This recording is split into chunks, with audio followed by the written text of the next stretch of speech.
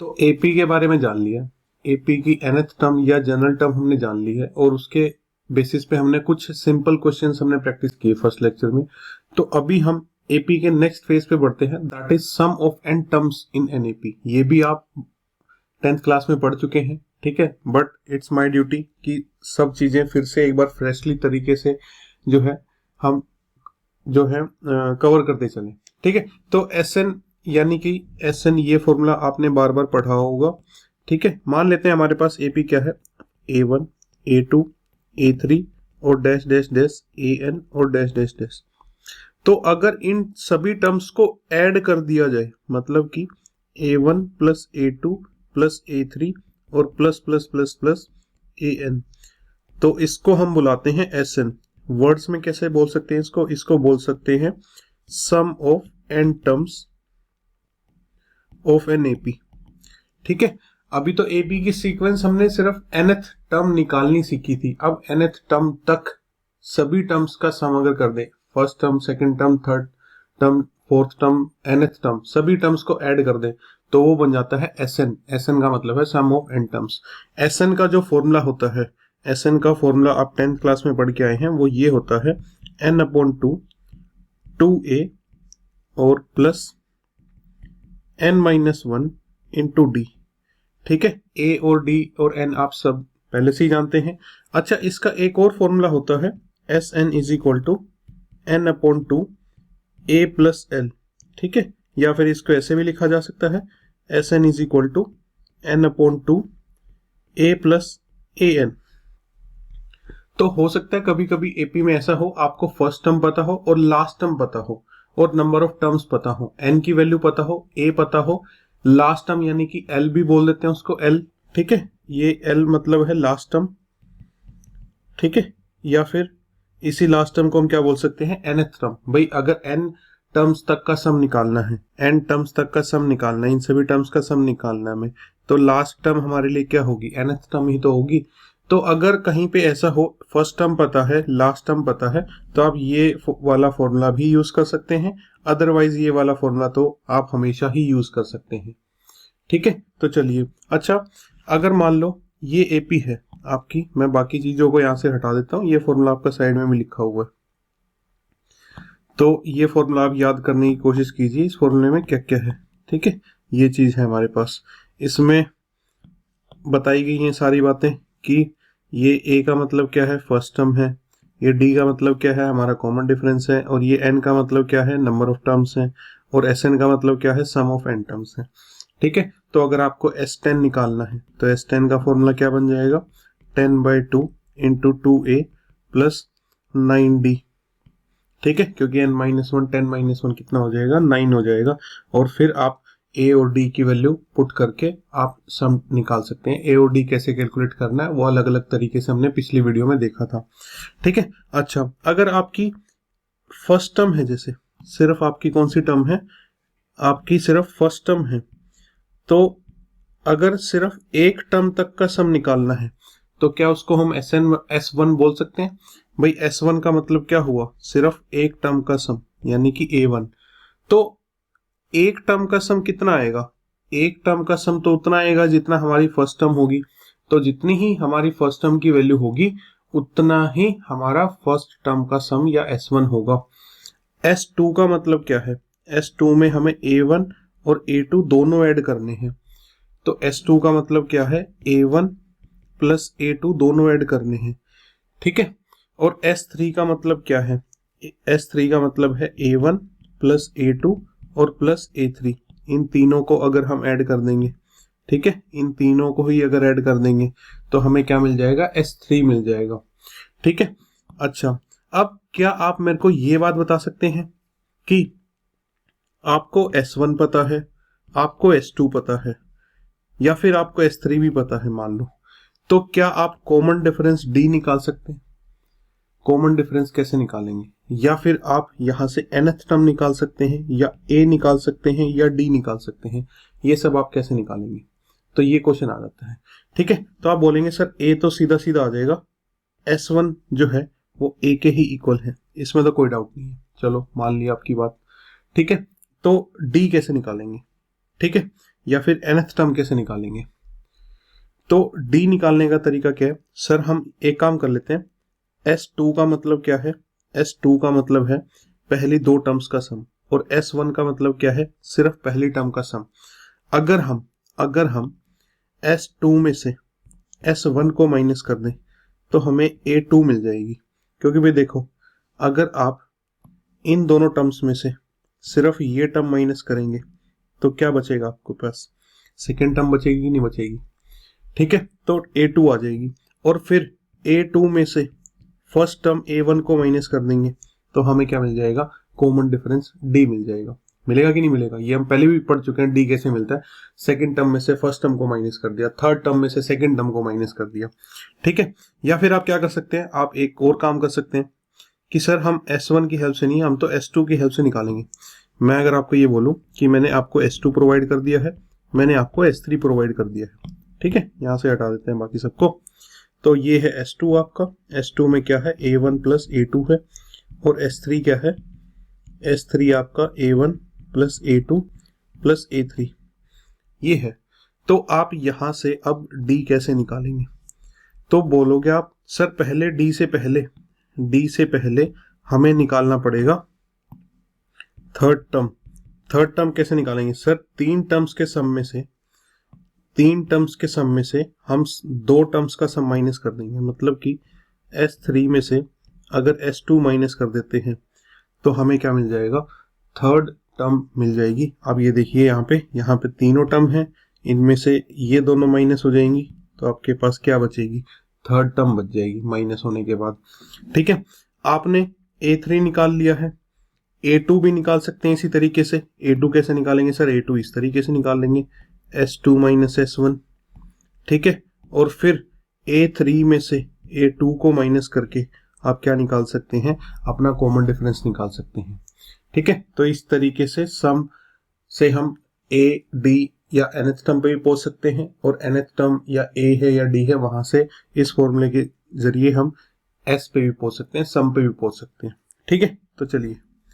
अच्छा, एक छोटी सी बात रिकैप के लिए ये है कि पिछली क्लास में हमने ये पढ़ा था कि हमारी जो nth टर्म का फॉर्मूला है, या जो उसकी इक्वेशन या जो उसकी एक्सप्रेशन या जो उसका पॉलिनोमियल बनेगा, वो कैसा बनेगा, एक लीनियर पॉलिनोमियल बनेगा जो कि an प्लस b की फॉर्म का होगा।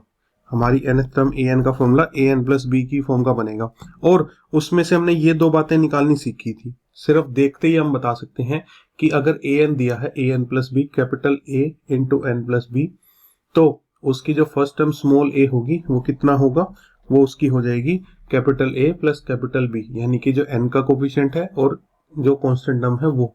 और कॉमन डिफरेंस कितना होगा, कॉमन डिफरेंस हमारा A हो जाएगा। एक छोटा सा एग्जांपल फिर से मैं रिकैप कराने के लिए लिख देता हूं आपके यहाँ पे। अगर an nth टर्म आपकी ये है 3n माइनस 10 है जैसे, ठीक है, तो आपकी first term A is equal to 3 minus 10 यानी कि -7 हो जाएगी, और आपका कॉमन डिफरेंस n का कोफिशिएंट यानी कि 3 हो जाएगा। तो ये आपके A की वैल्यू, और ये आपके D की वैल्यू हो जाएंगी। इस तरीके से आप A और D कैलकुलेट कर सकते हैं।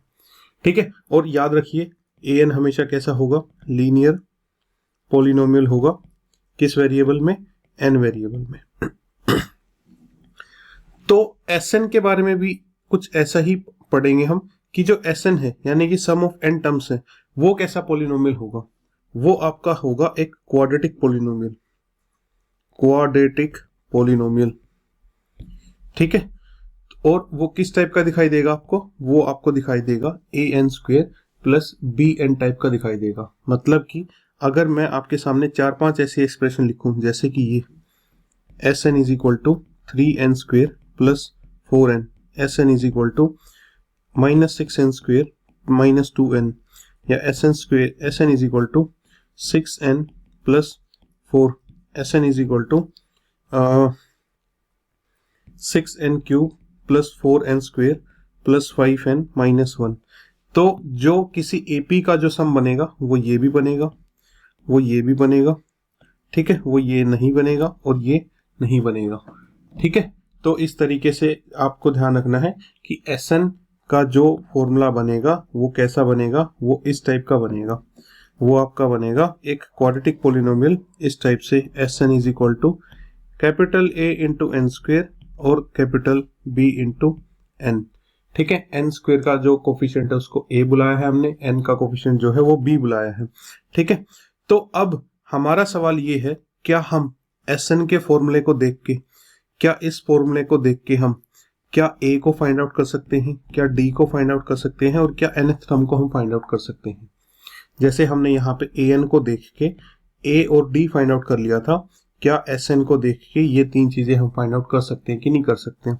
जैसे कि मैं एग्जांपल ले लेता हूं कि S n is equal to 3n square plus 4n है, तो इसका इस एपी का फर्स्ट टर्म क्या होगी, ए क्या होगा, डी क्या होगा, और इसकी nth टर्म का फॉर्मूला क्या बनेगा। ठीक है, तो ये हम कैलकुलेट करने की कोशिश करते हैं। देखो, जो आपको याद रखना है पहले तो वो बता देता हूँ, जो आपको पेपर के लिए मोस्ट इंपोर्टेंट चीज है वो बता देता हूँ।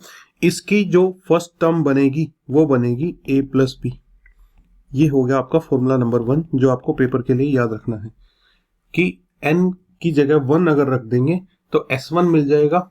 इसमें अगर n की जगह 1 रख दिया तो हमें s1 मिल जाएगा, और s1 किसके इक्वल होता है, s1 तो हमारा a के इक्वल होता है। तो n की जगह 1 रखा तो a प्लस बी हमें मिल गया, तो ये हमारी क्या होगी, फर्स्ट टर्म होगी।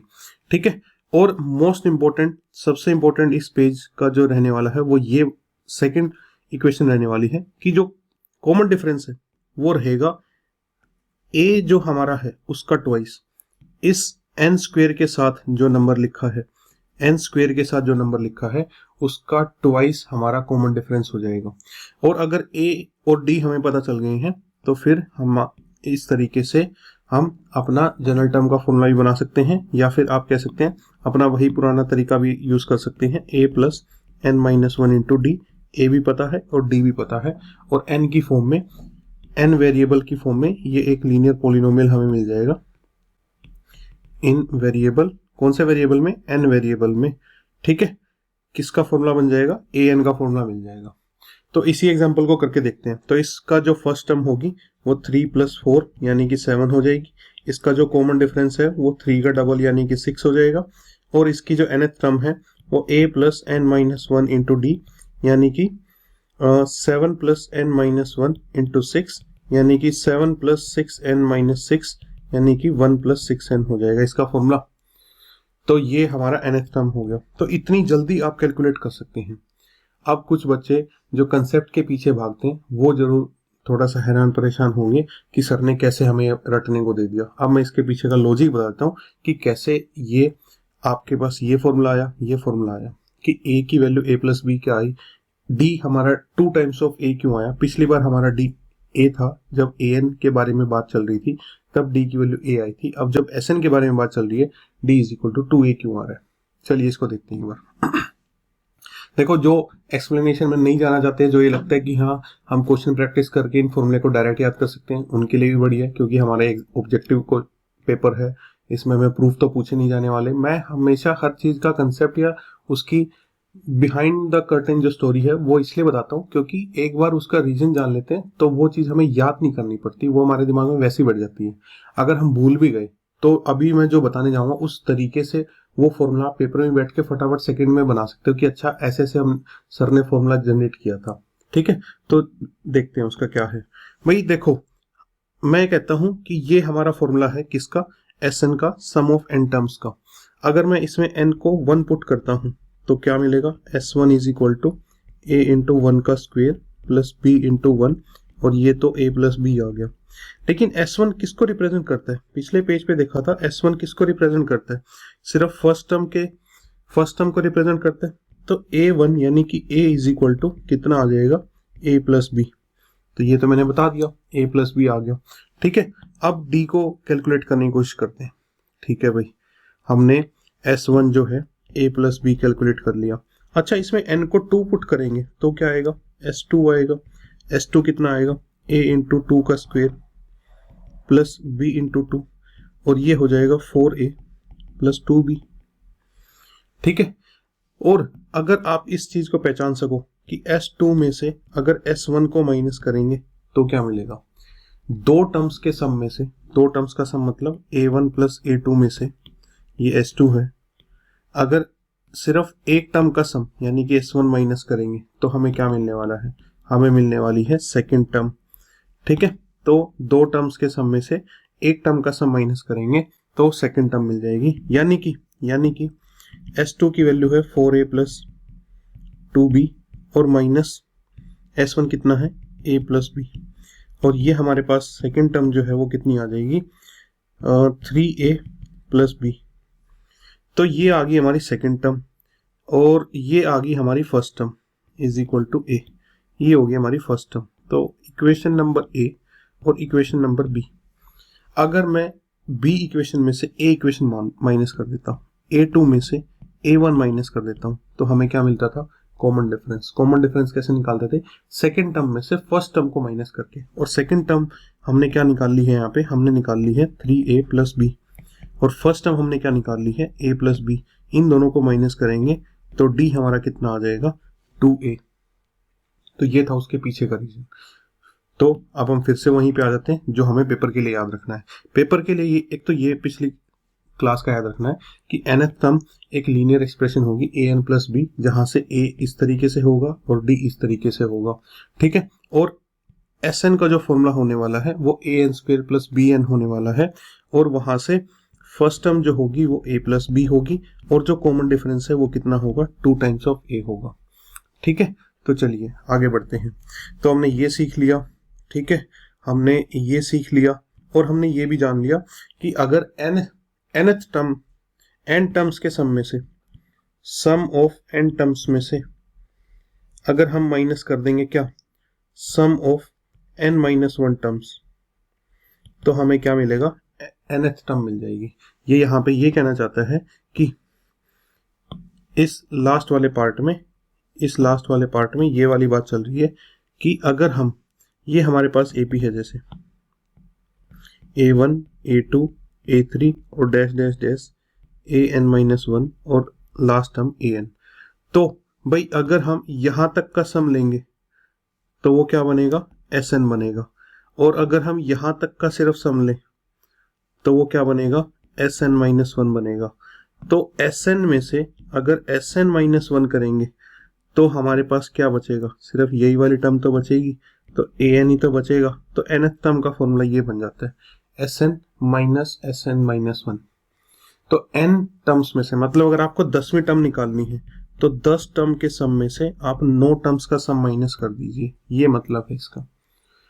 अगर आपको 10वीं टर्म निकालनी है, 50वीं टर्म अगर आपको निकालनी है तो आप 50 टर्म्स के सम में से 49 टर्म्स का सम माइनस कर सकते हैं, 50वीं टर्म आपके पास बच जाएगी। ठीक है, तो ये चीजें हमने यहाँ पे याद रखनी है, इनको याद रखना है, इनको याद रखना है। अच्छा, d in terms of an लिखा है, यहाँ पे मैं आपको क्या बताना चाहता हूँ, हमने ये सीख लिया है d is equal to an minus an minus 1। ठीक है, आप nth टर्म में से, मतलब अगर आपको 10th टर्म पता है और उसमें से 9th टर्म अगर माइनस कर देंगे तो आपको क्या मिल जाएगा, d मिल जाएगा, कॉमन डिफरेंस मिल जाएगा। तो nth टर्म में से, जैसे कि ये हमारी AP है A1 A2 A3 और dash dash dash an minus 1 और an, अगर इसमें से ये माइनस कर दें an माइनस 1 तो वो क्या मिलेगा, हमें कॉमन डिफरेंस मिलेगा। पहली बात तो ये है। दूसरी बात, अब ये पूछना जाता है d in terms of Sn, जो आपको पेपर के लिए याद रखनी है वो तो ये फॉर्मूला है यहाँ पे, वो तो ये है कि d is equal to Sn minus 2 times of Sn minus 1 और प्लस Sn माइनस 2। ये फॉर्मूला आपको याद रखना है कि d क्या होगा। देखो ये जो है डायरेक्ट स्टेटमेंट में ही पूछ लेगा आपसे कि क्या d is equal to Sn minus 2 times of Sn minus 1 plus Sn minus 2 लिखा जा सकता है कि नहीं लिखा जा सकता है। ठीक है, तो आपको ठीक करना है, मतलब यहाँ पे माइनस है, यहाँ पे प्लस है और यहाँ पे 2 टाइम्स है, ये चीज आपको ध्यान रखनी है। इसका एक बार बता देता हूँ कि ये आया कैसे। चलिए फिर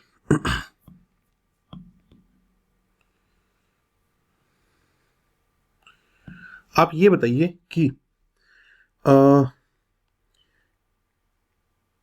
ये देखिए कि जो ए एन है, क्या उसको ए एन को मैं ये लिख सकता हूं कि एस एन माइनस वन, मैंने अभी एक्सप्लेन किया। क्या आप ए एन माइनस वन को फिर ये लिख सकते हैं कि एन माइनस वन टर्म्स के सम में से एन माइनस टू टर्म्स का सम? भाई nth टर्म ऐसे आ रही है तो n माइनस वन टर्म ऐसे आनी चाहिए कि n माइनस वन टर्म के सम में से sum of n minus one terms minus sum of n minus two terms, तो लास्ट वाली n माइनस वन टर्म बच जाएगी आपके पास।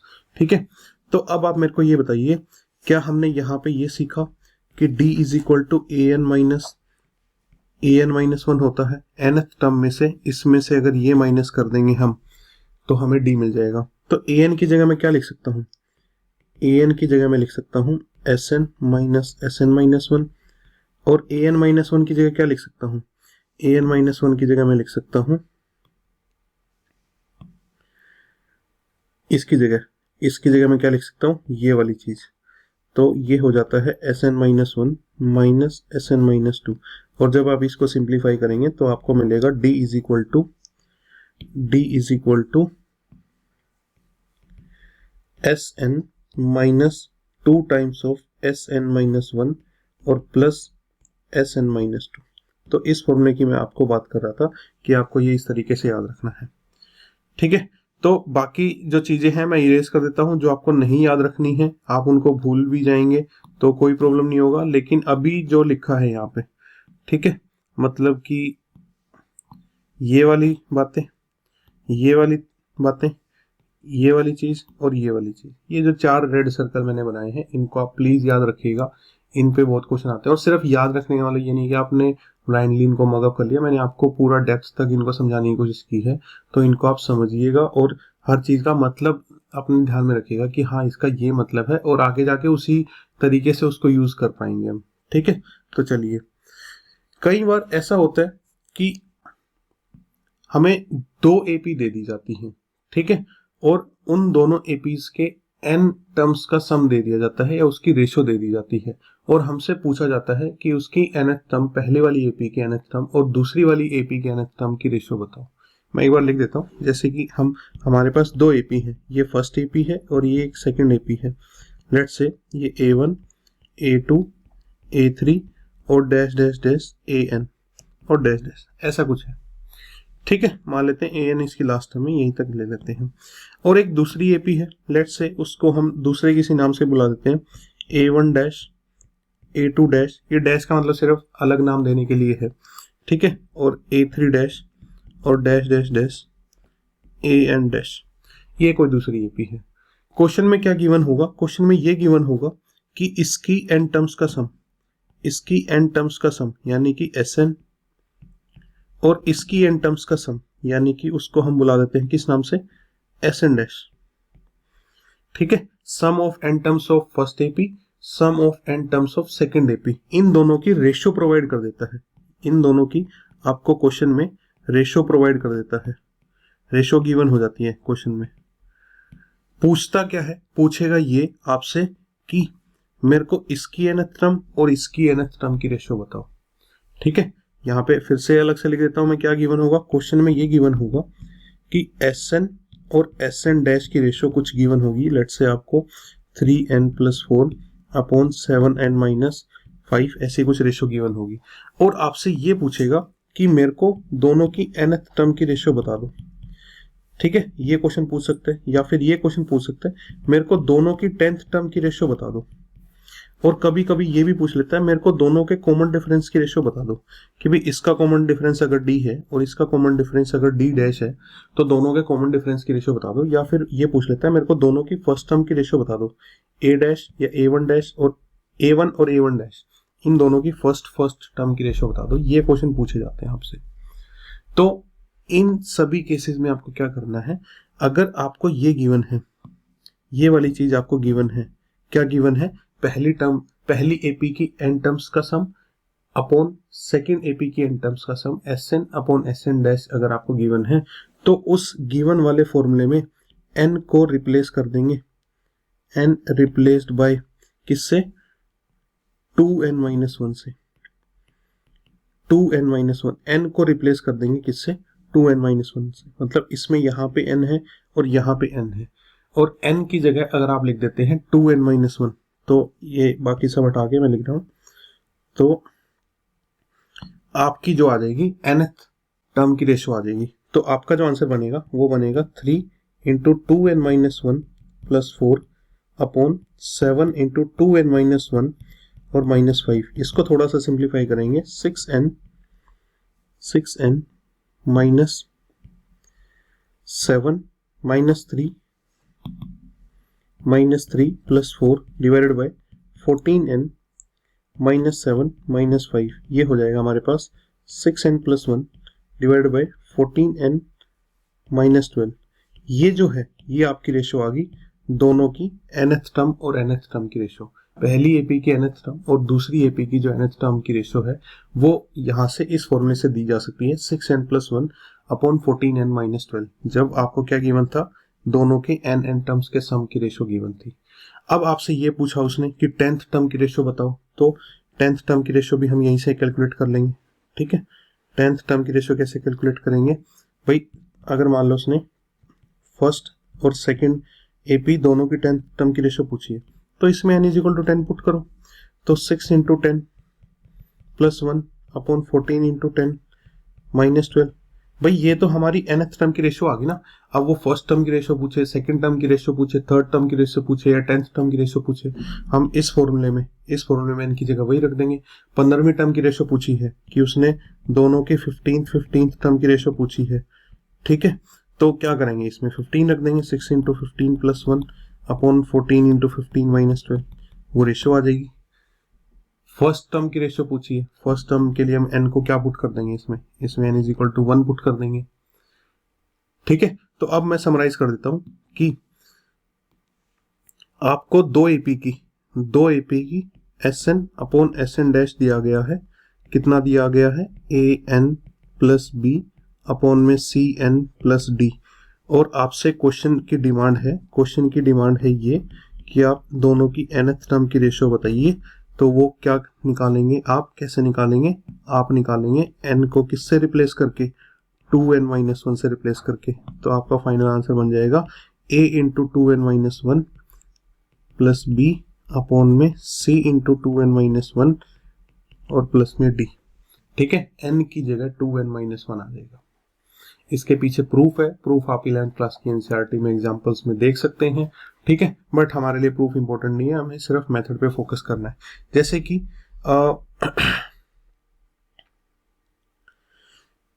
अगर ऐसा कुछ गिवन हो, if ratio of sum of n terms of N AP to sum of m terms of another AP, अगर ऐसा भी कुछ गिवन है, एक एपी तो ये है a1 a2 और an, और एक एपी दूसरी है a1 डैश a2 डैश और am डैश।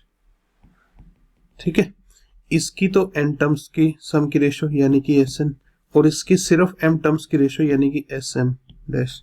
इन दोनों की रेशो गिवन है, Sn upon Sm dash is given, तो भी उसमें आप क्या रिप्लेस करेंगे, n की जगह 2n-1 रिप्लेस करेंगे और m की जगह 2m-1 रिप्लेस करेंगे।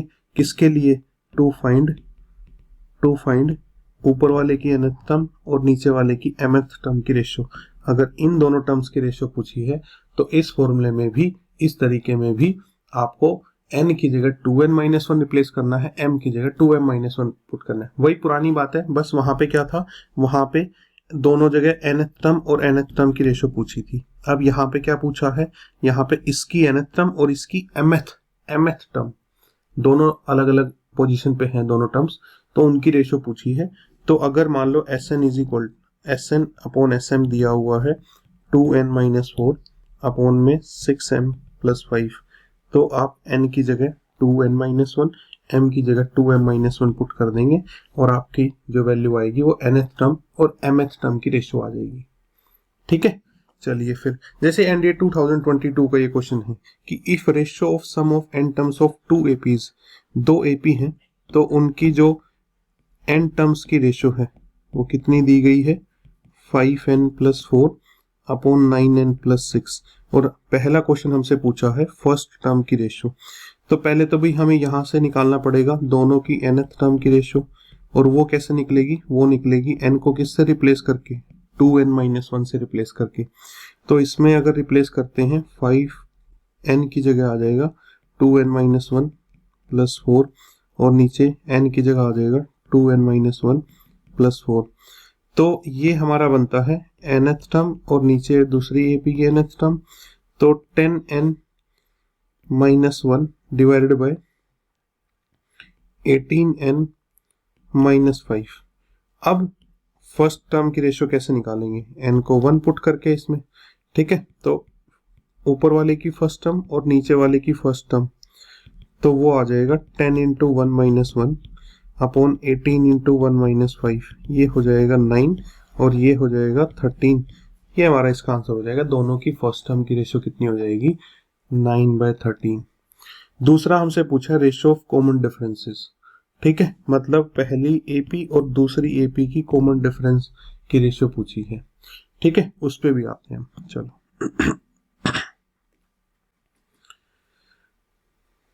आप एक बात बताइए, अभी हमने थोड़ी देर पहले पढ़ा कि अगर Sn = an² प्लस bn हो तो वहां से जो कॉमन डिफरेंस है वो 2a आ जाएगा। लेकिन प्रॉब्लम यहाँ पे ये है, यहाँ पे ना तो n² है, ये वाली टर्म मिसिंग है, और नीचे वाले में भी ये वाली टर्म जो है मिसिंग है।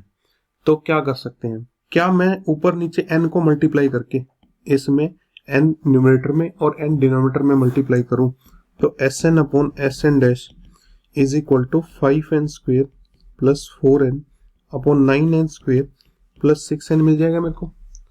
अब इसको कंपेयर करके देखिए तो ऊपर वाले का जो कॉमन डिफरेंस है वो आपको 10 मिलेगा, नीचे वाले का जो कॉमन डिफरेंस है वो आपको 18 मिल जाएगा। डबल n² का जो कोफिशिएंट a है उसका डबल आपका कॉमन डिफरेंस हो जाएगा, ठीक है। तो ऊपर वाले का कॉमन डिफरेंस 10, नीचे वाले का कॉमन डिफरेंस 18। आप इसको कह सकते हो दोनों के कॉमन डिफरेंस की रेशियो कितनी आएगी? 5/9। इस तरीके से आप कैलकुलेट कर सकते हैं, ठीक है। चलिए अब इन दोनों में से मैं एक क्वेश्चन का आपको हिंट दूंगा, फिर इससे आगे की जो स्टोरी है हम वो नेक्स्ट क्लास में जो है कंटिन्यू करेंगे। यहाँ पे दिया गया है S2n की वैल्यू, ये फॉर्मूला हमें यूज करना है ये वाला। अगर Sn = an² प्लस bn है तो हमारा कॉमन डिफरेंस कितना होता है? 2a होता है, ठीक है। तो यहाँ पे हमें क्या गिवन है? Sum of 2n terms. n terms नहीं दी है, यहाँ पे n टर्म्स है, यहाँ पे कितनी है? 2n terms. तो सीधे सीधे जल्दबाजी में 14 का डबल 28 आंसर मत कराना कि भाई n² के साथ जो नंबर लिखा है उसका डबल कर देगा और आंसर आ जाएगा। नहीं, ये फॉर्मूला किसके लिए है? जब n टर्म्स का सम दिया हो। यहाँ पे कितना दिया हमें? 2n टर्म्स दी हैं, तो एक बार ध्यान से उसको देखना है, ठीक है। अच्छा, अगर इस फॉर्मूले को मैं समहाउ अगर Sn के फॉर्मूले में कन्वर्ट कर सकूं तब तो मेरे को जो n² के साथ जो नंबर लिखा होगा a लिखा होगा तो उसका डबल करके 2a करके मेरे को कॉमन डिफरेंस मिल जाएगा। अगर इस 2n टर्म्स के सम के बजाय मेरे को n टर्म्स का सम पता हो तो फिर इस फॉर्मूले को यूज करके n² का कोफिशिएंट a उसका डबल करके मेरे को कॉमन डिफरेंस मिल सकता है। तो कैसे मिलेगा ये हमें? Sn का जो है वो हमें कैसे मिलेगा? देखो भाई, यहाँ पे 2n है और यहाँ पे मैं क्या लेके आना चाहता हूँ? n। तो सर 2n की जगह मैं लेके आना चाहता हूँ n को, तो n की जगह क्या लेके आना पड़ेगा? n/2। भाई 2n की जगह किसको लेके आना है? n की जगह। तो n की जगह किसको लेके आना पड़ेगा? n/2 की जगह। यानी कि इस फॉर्मूले में जहां जहां पे n है उसकी जगह मैं क्या पुट कर दूंगा? n/2। n को किससे रिप्लेस कर दूंगा? n/2 से रिप्लेस कर दूंगा। तो क्या होगा? तो ये होगा कि मैं n की जगह क्या रिप्लेस करने वाला हूं? n replaced by n/2। ऐसा इसलिए क्योंकि 2n की जगह मेरे को लेके आना है Sn और n की जगह क्या लेके आना पड़ेगा? Sn/2। तो ये बन जाएगा 3n की जगह n/2 प्लस 14 और n की जगह n/2 का स्क्वायर, ठीक है। और इसको बन जाएगा S n is equal to 3/2n और प्लस 14/4n², और ये एस एन बन जाएगा 7/2n² और प्लस 3/2n। अब इसको और इसको कंपेयर करेंगे तो n² का कोफिशिएंट यानी कि n² का कोफिशिएंट कितना आ रहा है 7/2, और हमारा कॉमन डिफरेंस कितना होता था 2a। तो इस फर्स्ट में हमारा जो कॉमन डिफरेंस की वैल्यू है d की वैल्यू वो 2a यानी कि 7/2 का डबल, 7/2 का डबल कितना हो जाएगा 7 हमारा आंसर हो जाएगा। तो इस तरीके से करना है।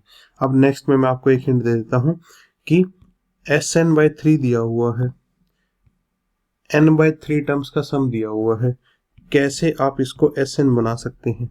भाई n/3 की जगह क्या लेके आना पड़ेगा, n लेके आना पड़ेगा, तो n की जगह क्या लेके आना पड़ेगा 3n लेके आना पड़ेगा। ठीक है, तो यानी कि 3 × 3n प्लस 2 × 3n का स्क्वायर। ठीक है, और इसको सिंप्लीफाई कीजिए, Sn आ जाएगा, a निकालिए और d आपका 2 टाइम्स ऑफ a हो जाएगा। ठीक है, तो चलिए इस क्लास में यहीं तक रखते हैं हम। ठीक है, और इससे आगे की चीजें हम नेक्स्ट क्लास में कंटिन्यू करेंगे। आप ये क्वेश्चन कंप्लीट कीजिए, क्या आपका आंसर आता है इसको देखिए। ठीक है, तो till then keep learning, be curious and keep smiling. Thank you.